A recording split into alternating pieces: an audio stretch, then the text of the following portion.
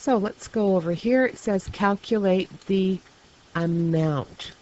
So once I know it's the amount of the investment, okay, not the amount of the interest, amount of the investment, I write down the formula A equals P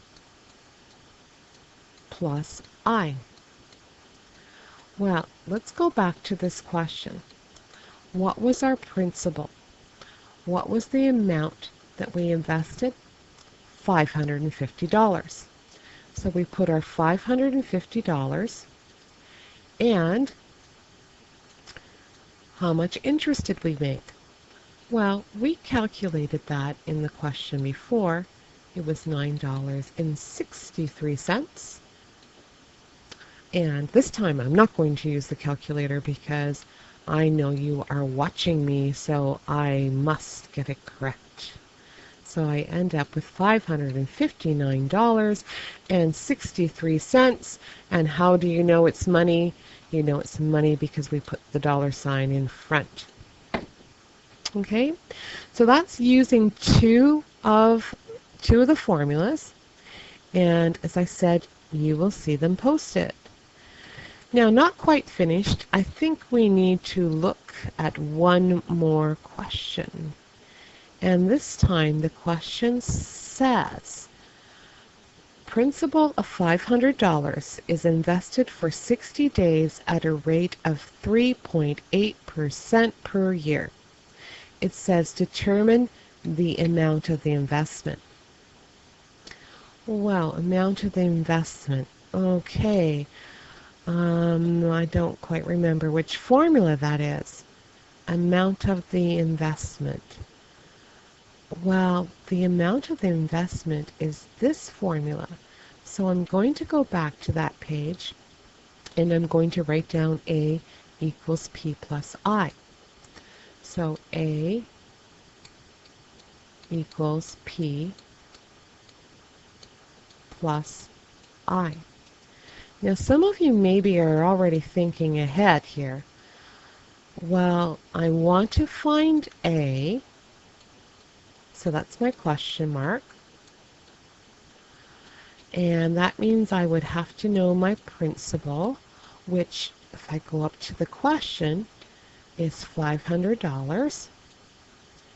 And I need to know the amount of interest I made. Uh-oh. Amount of interest.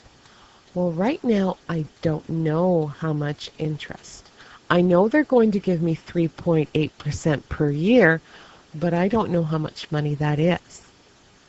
So that means even though the question says determine the amount of the investment, I have to first calculate the interest and then do the other formula.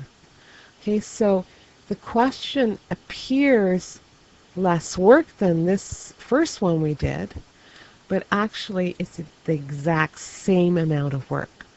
So now we need that first formula, and if you've forgotten, here it is, I equals P times R times T. So I'm going to switch colors for us, and let's try blue. So that means I need interest equals P R T. The interest is what I want to find so I can answer the other part of the question. My principal I know is 500. Sorry, it's taking a lot of my computer memory to do this tonight. My R is, okay, 3.8%. Now you're saying it's a decimal already. Yes, it is, but it's a decimal percent. You have to get rid of that percent. And the way you do that, either move the decimal place the right way or divide by 100. Now, when I do that, I end up with 0.038. So I have my I want to find P, I have R, I have. What about T? Well, time this time, I'm going to have fun with that one, is 60 days. Well, 60 days, what fraction of a year is that? Well, there are 365 days in a year. So now I have everything I need to use the interest formula. So I'm going to now put the numbers in, and hopefully I have enough room here to get them squashed in using my mouse. 0.038. And last but not least, again, 60 over 365. Now, again, if you do happen to have the fraction button, go ahead and use it. But I wouldn't calculate it here and write down your answer. All right, I'm definitely going to need the calculator for this one. I'm going to clear it. So I have $500.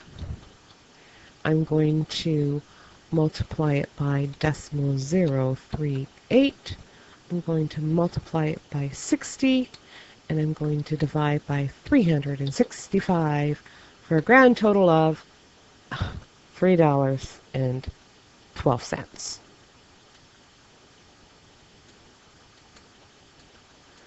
Okay, you're thinking, all of that for $3.12. Yes, that was $3.12 that this person wouldn't have had to work for, and they were only allowing the bank to play with your money for 60 days. Okay, so they weren't sure what to put it into for 60 days. So usually the longer this number, the more money you are going to get. Now, the reason we calculated that I was because we needed it for this other formula. So we're going to take it and it's going to go there. So that means I'm going to transfer it to here. So 3.12. Now I know everything for my amount of my investment. So I have 500 plus 3.12 for a grand total of $503.12. And I need to squash in my dollar sign. Now, some of you are going to be wondering, that's an awful lot of work. Do I have to show all those steps? Yes, you do. And the reason you do is right now we're doing simple interest. By next week, it's not going to be simple anymore because it won't be simple interest. It's going to be compound interest. And then it's going to be annuities. And then it's going to be... So it's important that you put down these steps, because if you make one mistake, it's going to throw off your final answer, and there's no way I can figure out whether you made a mistake with your rate, whether you made your mistake with a compounding period if we were doing a different formula, or what you were doing with your time for the T. So yes, you must write down the steps. All right, so that's today's lesson.